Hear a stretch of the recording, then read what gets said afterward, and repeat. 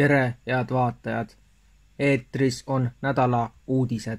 President Donald Trump saabus pühapäeval Kanadasse Albertasse G7 tippkohtumisele, mis on tema esimene suurem rahvusvaheliste juhtide kohtumine pärast teise ametiaja algust jaanuaris. 3-päevase tippkohtumise käigus suhtleb Trump maailma 7 arenenud majanduse juhtidega, et lahendada pakiliseid majanduse probleeme ja eskaleeruvaid geopoliitilisi kriise, eriti Lähis-Idas, arvestades hiljutist otsese konflikti eskaleerumist. Air Force One maandus Calgary rahvusvahelises lennujaamas kell 20:36 kohaliku aja järgi. Trump astus lennukist maha, seljas mantel ja valge müts loosungiga "Teeme Ameerika jälle suureks". Alberta, konservatiivne ja naftarikas provints, on tippkohtumise toimumiskohaks intrigeeriv valik, arvestades eelseisvat 2026. aasta referendumit selle võimaliku eraldumise kohta Kanadast. Uues uuringus uuriti leukeemia haigeid, kellel tekkis verevähk vahetult pärast mRNA-süsti saamist. Analüüs näitas, et mõne nädala jooksul ilmnesid nende luuüdis silmatorkavad vähiga seotud metaboolsed muutused, mis viitavad mRNA tehnoloogia võimalikule kantserogeensele toimele. Uuring pealkirjaga leukeemilise vereloome metaboolne profileerimine BNT162B2 mRNA COVID-19 vaktsiini manustamise mõjud avaldati hiljuti ajakirjas Current Molecular Medicine. Mõlemas leukeemiarühmas täheldati võrreldes tervete kontrollisikutega oodatavaid vähile iseloomulikke ainevahetusmustreid.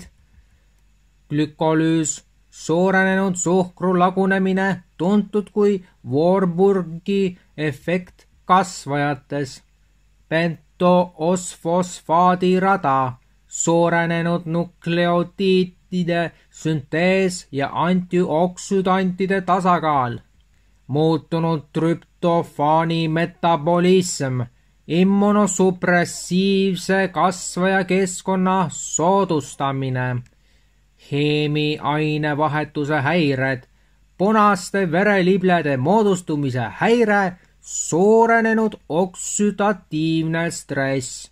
Kõigil 7 vaktsineeritud patsiendil tekkis leukeemia 15–63 päeva jooksul pärast mRNA süstimist.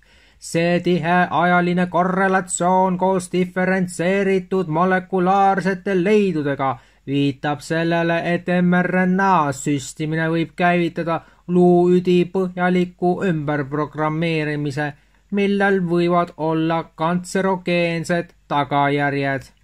Georgia osariigi esindaja Marjorie Taylor Greene on üks väheseid MAGA hääli kongressis, kes astub üles ja avaldab häälekat arvamust üha enam näiva Ameerika paratamatuse kohta Iisraeli-Iraani sõjas, mis on praegu ohtlikult kontrolli alt väljunud. Esindaja Greene avaldas X-is arvamust pühapäevases postituses, mis on avaldatud allpool rõhutus ZH. Kõik saavad teada, kes on tõelised America First MAGA liikmed ja kes olid võltsid, kes ütlesid seda lihtsalt populaarsuse tõttu. Kahjuks on võltsijate nimekiri üsna pikk ja nad paljastasid end kiiresti. Igaüks, kes ilastab USA täieliku sekkumise eest Iisraeli-Iraani sõtta, ei ole America First MAGA. Süütute inimeste mõrva soovimine on vastik. Meil on kõrini välissõdadest, kõigist neist, ja see haarab kiiresti Lähis-Ida, BRICS riigid ja NATO, kuna riigid on sunnitud poole valima. Real America First MAGA soovib kõigile inimestele maailma rahu ega taha, et meie sõjaväelased tapetaks ja igaveseks füüsiliselt ja vaimselt vigastataks. Me armastame oma USA sõjaväge ja armastame seda, et nad aitavad kaitsta meie piire ja linnu, meie rahva ja meie riigi kaitsmiseks. Iisraeli sõjalennukid on juba tabanud riigi peamist kohtuhoonet pealinnas ning esmaspäeval sattus otserünnaku alla Iraani riikliku televisiooni peakorter IRIB. Õudne stuudio kokkuvarisemise hetk otseülekande ajal jäädvustati reaalajas, et maailm seda näeks. Nüüd lubavad mõlemad pooled uusi suuri lööke ning Iraani IRGC hoiatab Iisraeli tsiviilelanikke Tel Avivist evakueeruma. Allolevate kaadrite põhjal näib, et Iisraeli sõjalennukid ründasid keskmeedia ringhäälingu hoonet vähemalt mitu korda. Eestist. Euroopa Julgeoleku- ja Koostööorganisatsioonile OSCE ja Inimõiguste büroo ODIHR ekspertgrupp teeb teravat sisuliste kriitikat meie e-valimiste süsteemi kohta selle praegusel kujul ja annab lehekülgede kaupa soovitusi, mida tegema peab, et need vastaks demokraatia standardile ja oleks usaldusväärsed. ODIHR käivitas veebruaris 3-liikmelise ekspertmissiooni kohtudes muuhulgas Riigikogu juhatuse ja põhiseaduskomisjoni liikmetega ning fraktsioonide esindajatega, samuti valimiskomisjoni ja valimisteenistusega, õiguskantsleri ja Riigikohtuga ning mitme teise ametiasutuse ning valitsusvälise organisatsiooni ja eksperdiga. ODIHR-i poolt sõnastatud üldeesmärgiks oli kujundada Eesti e-valimiste süsteemi õiguslikke hinnang koos soovitustega. Vähem kui 4 kuu pärast võiks Venemaa valitsus hakata välja maksma vahendeid, mis on emiteeritud ja mida kontrollitakse Yale'i maailmastipendiaadi kõnekeeles tuntud kui Venemaa pank juhitud IMF-ile alluva BIS-i liikme hallatava keskpanga digitaalraha CBTC kaudu. Mai lõpus Riigiduumale esitatud seaduseelnõu lubab föderaalvalitsusel alates 1. oktoobrist maksta piiratud hulga eelarvekulude eest digitaalse rubla abil. Keskpanga kontrollitava digitaalse valuuta täielik kasutuselevõtt igat tüüpi eelarvekulude jaoks algab 1. jaanuaril 2026. Venemaa võttis digitaalse rubla kasutusele 2 aastat tagasi 3. seadusliku maksevahendina koos sularaha rubla ja elektroonilise rublaga. Kuigi Venemaa panga keskpanga digitaalraha CBTC täielik kasutuselevõtt, mida Vladimir Putin eelmisel aastal avalikult propageeris, on edasi lükatud, peaks piirkondliku kasutuselevõtu üleminekuperiood algama 1. juulil 2027. Seaduseelnõus on määratud sama kuupäev krediidiasutustele tähtajaks, milleks nad peavad pakkuma oma klientidele juurdepääsu digitaalse rubla platvormile. Tööpartei mõttekoja Labour Together uus aruanne annab tähelepanuväärse ülevaate tulevasest Starmeri valitsuse plaanist kehtestada Suurbritanniale universaalne digitaalne identiteet, maskeerituna nimega BritCard. Pole saladus, et digitaalne isikutunnistus on osa pikaajalisest poliitilisest tegevuskavast, kuid see aruanne paljastab nüüd esimest korda üksikasjalikult, kuidas seda avalikkusele müüakse. Tööpartei koos Labour Together endise nimega Ühine hea, The Common Good, asutati kunagi selleks, et muuta tööpartei pärast Corbyni aastaid taas vaalitavaks või teisisõnu neutraliseerida tegelik poliitiline opositsioon ja lükata partei tagasi globaliseerunud peavoolu. Valimiskomisjoni andmetel sai mõttekoda eelmisel aastal üle 9 miljoni naela, annetusi kõigest 234 annetajalt. Suur osa sellest tuli kasumit taotlevalt ettevõttelt nimega Labour Together Limited. Läbipaistvus puudub. Esialgu võetakse BritCard kasutusele töötamise elamu kinnisvara üürimise loa saamiseks. Eeldatakse, et see on saadaval alates 2027. aastast ja kohustuslik kõigi uute üüri- ja töölepingute puhul alates 2028. aasta märtsist. Hiljem lisanduvad sellele lisafunktsioonid, juhiluba, vanuse tõendamine, terviseandmed, kõik sama rakenduse kaudu. Maailma Terviseorganisatsioon on suurejooneliselt teatanud oma mRNA tehnoloogia ülekande 2.0 etapist globaalsele lõunale. Vaktsiinide võrdsuse sildi all on plaanis, et 15 madala ja keskmise sissetulekuga riiki toodaksid 2030. aastaks oma mRNA vaktsiinid, kuid selle eufoonilise retoorika taga peitub tehnokraatlik tegevuskava, mis kohtab üha enam vastupanu, kahtlusi ja umbusaldust. Tegelikkus on teistsugune. Külmakettide puudumine, miljardite dollarite väärtuses uuringud, nõudluse puudumine ja kasvav rahulolematus mRNA vaktsiinide suhtes, eriti pärast COVID-19 kogemust, tekitavad põhimõttelisi küsimusi. Paljudes sihtpiirkondades oleksid tõestatud valgupõhised vaktsiinid pragmaatilisem valik, ohutumad, odavamad ja paremini säilitatavad. Mis seda tegevuskava tegelikult juhib? WHO, mis on pikka aega olnud farmaatsiatööstuse laiendus, ei ekspordi peamiselt tervist, vaid pigem tehnoloogilist sõltuvust, pakendatud progressiks. Patendiga toetatud platvormi rakendatakse riikides, mis ei suuda isegi põhiravimeid kõikjal levitada. Tegelikult ei kehtestata suveräänsust, vaid luuakse suur farmaatsiatele uus turumudel. Seda nimetatakse pandeemiaks valmisolekuks, luues infrastruktuuri, mis pole ei majanduslikult tasuv ega meditsiiniline prioriteet, kuid on kasumlik arendajatele globaalses põhjas. President Trump ütles teisipäeva hommikul Kanadas toimunud G7 tippkohtumiselt, mille ta Lähis-Ida olukorra tõttu katkestas, naastes ajakirjanike juurde Air Force One'i pardal, et soovib Iraani tuumaprobleemile tõelist lõppu. Ta väljendas oma oletust, et Iraan on tuumarelvade omamisele väga lähedal. Ta väitis, et see ei tähenda midagi muud kui Teherani rikastamistegevuse täielikku loobumist. Ma ei öelnud, et otsin relvarahu, ütles ta. See oli järg tema salvavale sõnumile Truth Socialis, millest ta ütles, et Prantsusmaa president Emmanuel Macron oli ekslikult öelnud, et lahkusin G7 tippkohtumiselt Kanadas, et minna tagasi Washingtoni ja töötada Iisraeli ja Iraani vahelise relvarahu nimel. Vale. Tal pole aimugi, miks ma nüüd Washingtoni teel olen, aga sellel pole kindlasti mingit pistmist relvarahuga. Palju suuremat.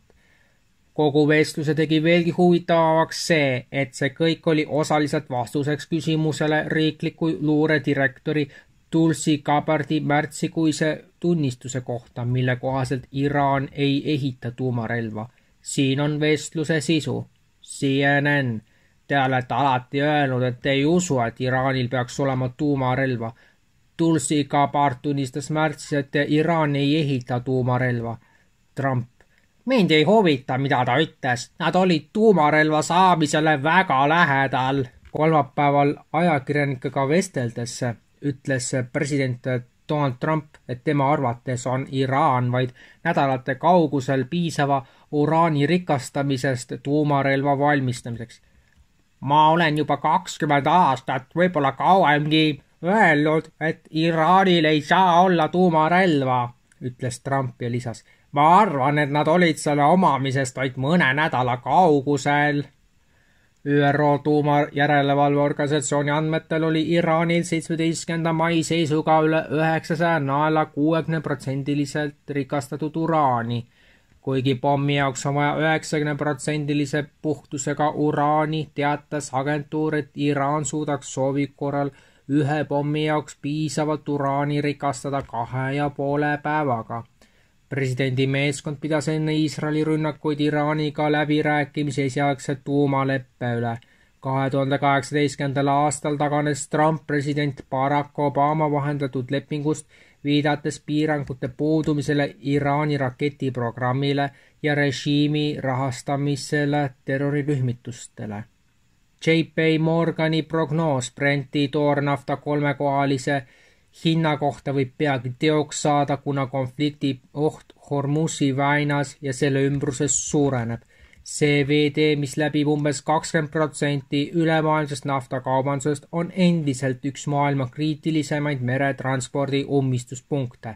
Igasugune katkestus, eriti Iraani ja Iisraeli vahelises sõjalise eskaleerumise kontekstis, võib mõjutada energiavoogusid kogu maailmas ja tõsta hindu järsult. Kõige muret tekitava märk Hormuzi väina võimalikust mereliikluse katkemisest ilmnes öösel endise Iraani majandusministri Ehsan Khandousi avalduse kaudu X-il. Kuigi see on mitteametlik, võivad kommentaari ajastuse tähtsus peegeldada režiimi laiemat meelsust või olla hoiatuseks tulevaste sündmuste kohta. Alates homsest ei saa 100 päeva jooksul ükski naftatanker ega veeldatud maagaasi LNG last väinast läbi sõita ilma Iraani loata, ütles Khandousi. Ta teatas, see poliitika on otsustav, kui seda õigeaegselt ellu viiakse. Igasugune viivitus selle rakendamisel tähendab edasist sõda riigis. Trumpi lahing tuleb lõpetada majanduse ja julgeoleku kombinatsiooniga. Pärast mitmeid Iraani raketitulevoorusid, mis on osutunud palju tõhusamaks kui paljud eksperdid ootsid, on Iisraeli kaitseväel juba otsakorral kaitseotstarbelised Arrow pealtkuulamisraketid, mis muudab Iisraeli veelgi meeleheitlikumaks, et Ameerika Ühendriigid liituksid peaminister Benjamin Netanyahu valitsuse reedel 13. kuupäeval algatatud sõjaga. Samal ajal kui Iraani kättemaks jätkub, on juba ilmunud teateid Iisraeli elanikkonna sõjaväsimusest. Selle taustal on president Trump oma retoorika intensiivsust soorendanud, survestas Iraani alistuma nõudmistele lõpetada uraani rikastamine, nõudmisele, mille Iraan on juba ammu välistanud kui oma suveräänsuse rikkumise, kinnitades samal ajal, et tema tuumaprogramm ei keskendu relva loomisele. USA luurekogukond hindas seda märtsis tõeks. Tingimusteta allaminek, hüüatas Trump teisipäeval napisõnalises sotsiaalmeedia postituses. Trump, kes rääkis teisipäeval Netanyahuga telefonitsi, kaalub Wall Street Journali teatel võimalusi, mis hõlmavad USA rünnakut Iraanile. Samal ajal kui tema arutelud jätkuvad, samal ajal kui mõned kongressi liikmed toetavad resolutsiooni, mis keelaks USA rünnaku ilma kongressi loata, jätkab Pentagon mitmesuguste vahendite ümberpaigutamist piirkonda. Saate üks viimaseid uudislugusid. Vaatamata NATO liikmelisusele ei toeta Türgi Iisraeli, vaid kirjeldab selle rünnakuid Iraani vastu kui riiklikku terrorismi. Erdogan kuulutas, et Iraanil on õigustatud ja seaduslik õigus kaitsta end Iisraeli banditismi vastu. Ühes kõnes võrdles ta isegi Benjamin Netanyahut Hitleriga. Netanyahu on genotsiidi kuriteos Hitlerist juba ammu möödas. Samal ajal teatas Erdogan ulatuslikust sõjalise vägede suurendamisest. Eesmärk on saavutada Türgi kaitsetööstuse täielik iseseisus oma hävituslennukite, tankide, droonide, rakettide ja fregattidega. Erdogani sõnul suurendab Türgi oma heidutustasemeni, et keegi ei julgeks teda rünnata ega isegi sellele mõelda. Ka välispoliitikas on kurss selgemaks muutumas. Vestluses Katari emiiriga kirjeldas Erdogan Netanyahut kui suurimat ohtu piirkonna julgeolekule. Samal ajal kuulutas ta Türgi kõrgendatud valmisolekusse ja lasi koostada hädaolukorra plaanid. Ja saate üks viimaseid kaadreid tuleb kolmapäevast.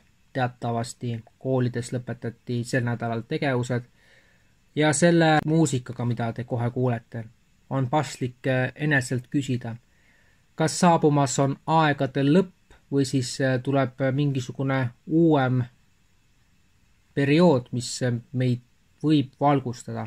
Kas see juhtub sellel kuul, mil nüüd veel 8 päeva on jäänud, või see juhtub alles juulis, augustis või kunagi mõnes järgnevas elus. Kuulake.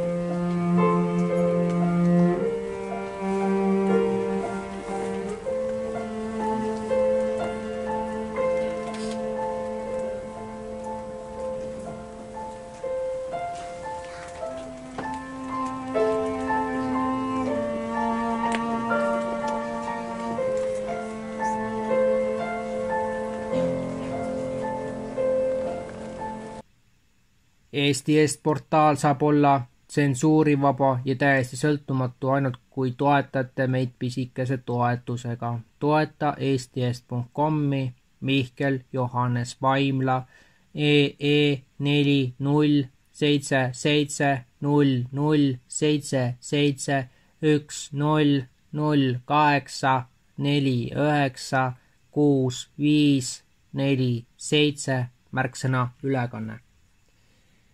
Rekvisiite saate vaadata ka saate tiitritesse nii saate jooksul kui ka saate päris lõpusas. Aitäh, kes meid on toetanud. Järgmisel nädalal, kui nüüd midagi väga drastiliselt ei muutu, tuleb tõenäoliselt hoopiski üks eriprojekt, aga sellest me veel täna detailselt ei saa rääkida.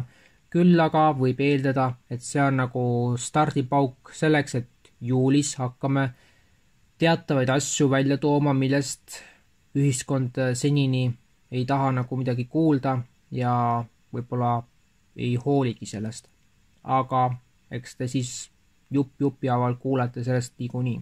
Aitäh ja head suve, kes praegu elusad ja terved on ning rahulikku jaani ning pidage meeles, et hommikul ikka jõuaksite tööle ka, kui te olete pidutsenud. Kohtumiseni.